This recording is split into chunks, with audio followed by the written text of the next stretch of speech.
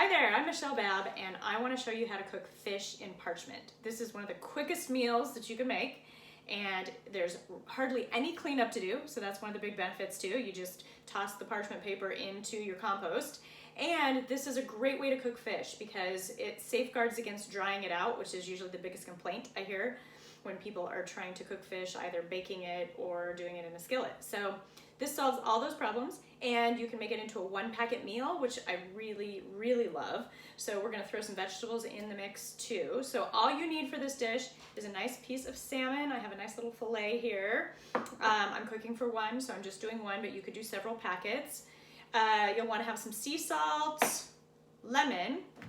I have some nice asparagus, which is fresh in season now in the spring. And I'm gonna use some shaved fennel too. I really like the way that fennel roasts up with salmon, and if you slice it really thin, it doesn't need a lot of cook time, which is kind of the key here because this doesn't take very long to cook. A little bit of olive oil, and you could use fresh garlic. I am gonna use this Madagascar garlic pepper, so it has sea salt, garlic, and a little bit of black pepper. So let's get going. This is gonna be so fast, you're not even gonna believe it.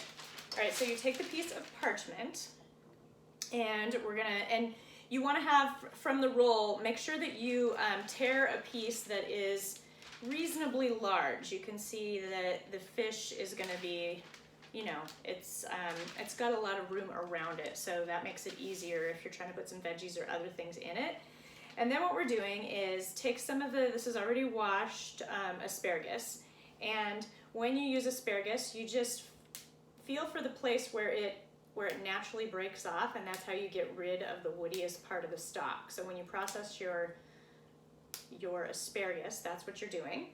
So you want to get rid of those woody stems, and then I'm probably going to break these in half again just because they're too long to put in the parchment paper. So I'm going to break them in half again. I'm going to kind of lay them around the fish like that.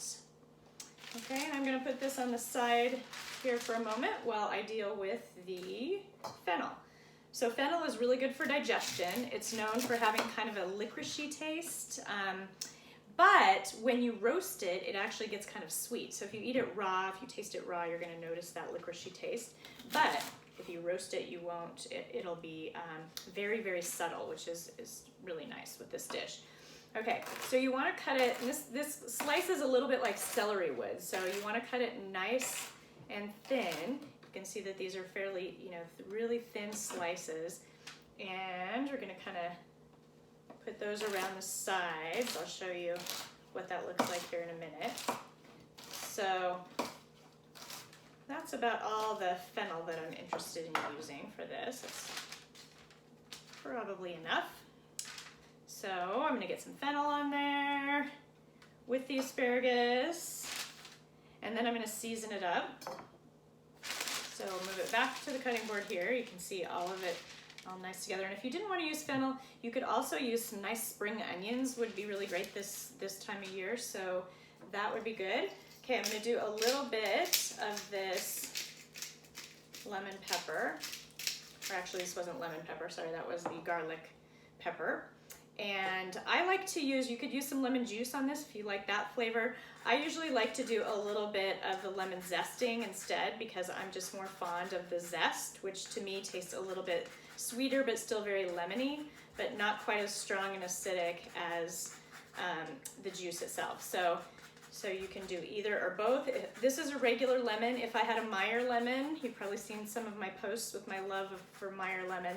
So if I had a Meyer lemon on hand, then I might make a different decision and use some of the juice as well because it's a sweeter juice. So I've got some nice lemon zest there. I'm going to take just a little bit of olive oil, and mostly this is for the vegetables because I don't generally add oil to fish when I cook it because fish has its own oil. So that is for the benefit of the veggies. Then I know that my garlic pepper has a little bit of salt on it, but I want to just hit it with a little bit more sea salt.